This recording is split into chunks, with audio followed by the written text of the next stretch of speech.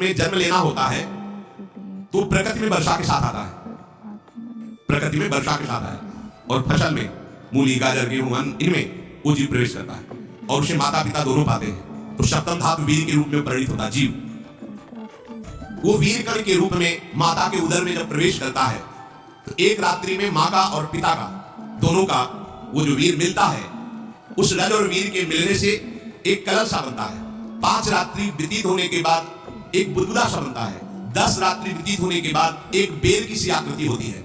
फिर उसके बाद उसमें धीरे धीरे मांसपेशियां बढ़ने लगती है। 1 महीने में उसके सिर निकल आता है, 2 महीने में हाथ पांव मुंह का विभाग होता है, तीसरे महीने में नख रोम अस्थि चर्म स्त्री पुरुष के चिन्ह प्रकट हो जाते हैं, 4 महीने में मांसादि सातों धातुएं प्रकट हो जाती है, 5वें महीने में चेतना जागृत हो जाती है। जैसे अपने चेतना, ऐसे 5वें महीने में गर्भस्थ शिशु की चेतना जागृत हो गई। जीव है पर चेतना 5 महीने बाद माँ के गर्भ में जागृत।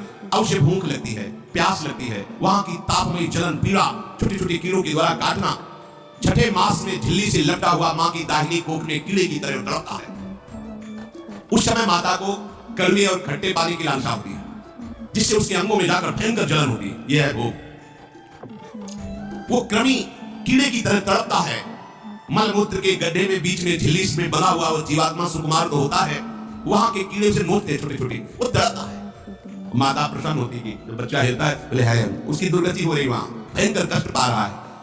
ऐसा क्लेश होता है कि क्षण क्षण में बेहोश होता रहता है। माता के खाए हुए कड़वे तीखे गरम नमकीन रूखे खट्टे और यही पदार्थ पाने की इच्छा होती है माता, क्योंकि उसको भोग होना है। उसके कोमल शरीर में भयानक पीड़ा होती है जब माता ऐसे पदार्थ खाती है। गर्भाशय की झिल्ली में लिपटा हुआ, आंतों और मलमूत्र से घिरा हुआ सिर, पेट की और पीठ और गर्दन एक कुंडलाकार ऐसे कंकड़ जैसा ऐसी आकृति गर्भस्थ शिशु की होती है। पिंजड़े में बंद पक्षी के समान पराधीन, ना तो वो हिल सकता है ना बोल सकता है, बड़ा असमर्थ दुख को भोग रहा है, चेतना पूरी है। इसी समय भगवान द्रवित होकर उसे ज्ञान देते हैं, गर्भस्थ शिशु को, सबको। जी उसे ज्ञान होता है तो सैकड़ों जन्म के कुकर्मों से याद आते हैं, सैकड़ों जन्म के। ओहो ये मेरे कर्म का ही फल, मैंने ऐसे कर्म किए इसलिए दुख भोग रहा हूं। बेचैन हो जाता है, कैसे निपट पाऊंगा, सैकड़ों जन्म के कर्म जमा है। अब महान अशांति उसके हृदय में, उस शरीर में भयंकर पीड़ा। कुंडलाकार शरीर है, हिल भी नहीं सकता है, बस कीड़े काटते, बड़ी तड़पन, बड़ी जलन, भूख प्यास की जलन। अब एक और भयानक जलन हुई, उसे स्मरण हो जाता है कई जन्मों के, सैकड़ों जन्मों के पाप कर्मों का। 7वां महीना आरंभ हुआ कि ज्ञान का उन्मेष हो गया। अब प्रसूति वायु से चला रही है, तड़पता है वो। शब्द धातु में स्थूल शरीर से बना हुआ वो जीव भयभीत होकर के पुकारता है, अगर कोई भगवान है तो एक बार मुझे यहां से निकाल दे। वो विनय करता है भगवान, कोई अगर भगवान है जिसने मुझे इस बंधन में डाला है, एक बार निकाल दे यहां से, जाके केवल भजन करूंगा। जीव कहता जंतुरुआ, हे प्रभु मैं बड़ा अधम हूं। ये ज्ञान भगवान की तरफ से गर्भस्थ शिशु को होता है। देखो स्वयं वो इतना कष्ट पा रहे थे, जब आप गर्भ हत्या करते हैं तो आपका पाप कितना बड़ा होगा सोच। सब माताओं से विनय है, संयम से रहो, सावधान रहो। ये हत्या ऐसी नहीं तुम्हारे दान पुण्य से क्षमा हो जाएगी। ये जो भ्रूण हत्या है, गर्भ हत्या है, बहुत बड़ा पाप है। आप लोग अज्ञान के कारण इसको ध्यान नहीं देते, इसे खिलवाड़ समझते हो। कितना ज्ञान है। बेटी ही माँ है, बेटी ही बहन है, बेटी ही पत्नी बनती है, बेटी ही किसी के जीवन को धारण करने वाली बनती है। और आपने गर्भ में देख लिया बेटी है, तुम स्वयं माँ होकर उसका साथ दे रहे हो, उसका नष्ट करने के लिए। मतलब बात ही समझ नहीं आती, क्या बुद्धि भ्रष्ट हो गई। अगर पुरुष का इतना महत्व है तो बेटियां ना हो तो तुम्हारी कौन सी गति होगी, सोचो जरा। जीना मुश्किल हो जाएगा तुम्हारा। तुम पुरुष किस काम के रह जाओगे। तुम्हारा अर्धांग काट दिया जाए तो तुम कैसे होगे। स्त्री स्वरूप अर्धांग है। जिस घर में माँ बहन नहीं है, स्त्री स्वरूप नहीं, स्मशान जैसा होता है। ध्यान दीजिए, ये बहुत बड़ी गलती है जो अपनी बेटियों की हत्या करते हैं। ये वो पाप है जो अक्षम्य अपराध है। स्त्री हत्या करना शास्त्रों में बहुत बड़ा पाप कहा गया। फिर वो तो बच्चा है, बिल्कुल नहीं। जिनसे हो गया है, श्रीमद् भागवत का सप्ताह मूल संस्कृत से सुनो और भगवान से प्रायश्चित प्रार्थना करो कि हे नाथ भूल से गलती हो गई, दूसरा कोई उपाय नहीं। ध्यान से समझ लीजिए, तुम्हारे भ्रूण हत्या गर्भ हत्या के पाप को नष्ट करने में एकमात्र श्रीमद् भागवत समर्थ है, दूसरा कोई नहीं। कोई दान पुण्य तीर्थ स्नान तुम्हें क्षमा नहीं कर पाएगा। यह ऐसा महापाप है। अगर हृदय में जलन करके और मूल संस्कृत के द्वारा पूरी 7 दिन में भागवत श्रवण की जाए नियम से, तो भागवत समर्थ है इस हत्या के पाप से भी आपको मुक्त कर देंगे। जिनके ऐसे हत्या हो गई हो करवा लो, नहीं तो बुद्धि आगे भ्रष्ट करके तुम्हें हरि गुरु से विमुख कर देगा। ये पाप ऐसा नहीं कि तुम्हें 2-4 माला हमारे से क्षमा हो जाएगा। ये महत अपराध है। सबकी समझ में आता, समझ जाओ, नहीं तो आप जहां भी हो वहीं से भ्रष्ट कर देगा, या अपराध नष्ट नहीं होगा। श्रीमद् भागवत की कृपा से नष्ट हो जाएगा। यह हमें बहुत विश्वास है। श्रीमद् भागवत साप्ताहिकी यह है ही महामहिम। प्रीति योनि को प्राप्त धंधुकारी को सीधे भगवत पार्षद स्वरूप देकर परम पद में आरूढ़ कर दिया केवल 7 दिन की। मूल संस्कृत एक भी श्लोक नहीं छूटना चाहिए। अगर साप्ताहिकी का प्रयाण हो तो इस भ्रूण हत्या गर्भ हत्या से भी निवृत्ति मिल जाए। अब वो जीव भगवान को पुकारता है, मैं बड़ा नीच अधम हूं, भगवान आपने मुझे गति दिखाई है तो मेरे कर्म के अनुसार ही है, आपका इसमें कोई दोष नहीं। हम लोग जब कष्ट भोगते हैं तो भगवान से कहते हैं हमने तुम्हारा क्या बिगाड़ा। भगवान ने नहीं बिगाड़ा, तो खुद देख क्या बिगाड़ लिया अपना, करो पापाचरण। अब देखो हमने तो जीवन में कोई पाप नहीं किया, कितनी गर्भ हत्या की है, कितनी खिलवाड़ समझो। ये बिल्कुल भयावह चीज आप लोगों को नहीं समझ, बार बार इसलिए कह रहे कि भयावह वस्तु है, तुम्हें बहुत ऊंचाई से घसीट के भ्रष्ट कर देगी। बहुत होश में हो, भूल के कभी ऐसा न करना जहां तक हमारी आवाज पहुंचे, जहां तक सुनाई दे। गर्भ हत्या मत करना, संयम से रहो। इस तरह का व्यवहार मत करो कि तुम्हारा मनुष्य जन्म ही व्यर्थ चला जाए। इसमें तीनों को बराबर दंड मिलेगा, गर्भ हत्या कराने वाला, गर्भ हत्या की प्रेरणा देने वाला और गर्भ हत्या में सहयोग देने वाला जो औषधि डॉक्टर या जो भी, तीनों को दुर्गति होगी। माता पिता प्रेरक और कर्ता।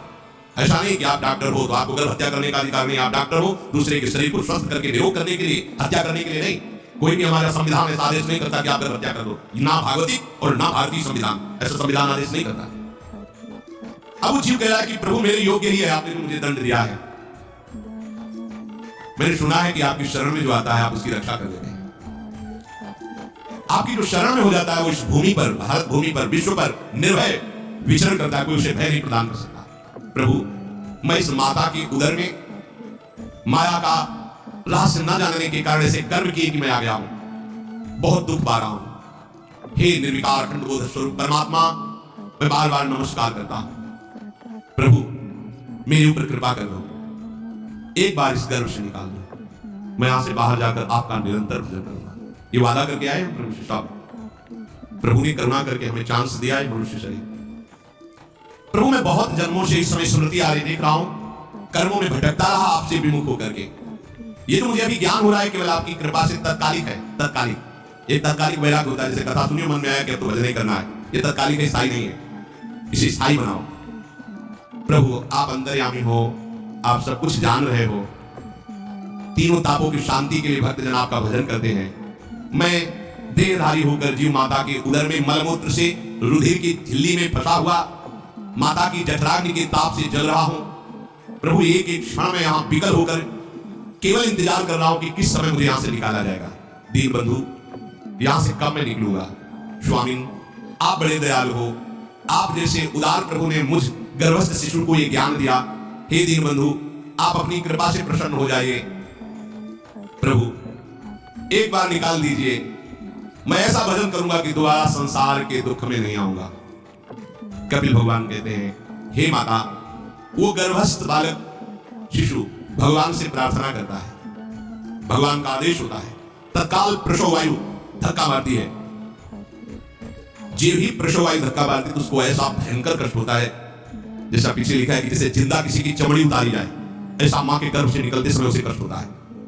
वो अत्यंत कष्ट से व्याकुल होता है। उसी समय उसका वो ज्ञान नष्ट हो जाता है जो भगवान ने दिया था। उस समय उसकी श्वास की गति रुक जाती है, जैसे किसी का गला दबा दिया जाए तो कैसा लगेगा। ऐसी ही पूरी भागवती की स्मृति नष्ट हो गई।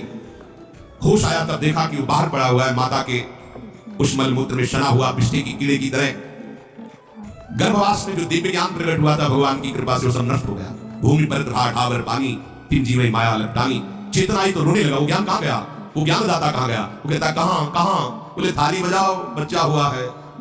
वो तो रो रहा है कि कहां, वो ज्ञान कहां गया जिसके बल से मैं कह रहा था कि बाहर निकाल दो, मैं आपका भजन करूं। सब खत्म ज्ञान। जो लोग उसका अभिप्राय नहीं समझते वो उत्सव मनाते हैं, बालक हुआ है वो रो रहा है, वो कहां गया ज्ञान, कहां। छोटा बालक ही वो कहता कहां, अभी तो ज्ञान उत्पन्न हुआ था, जो अभी भगवान का बोध हुआ था वो कहां गया।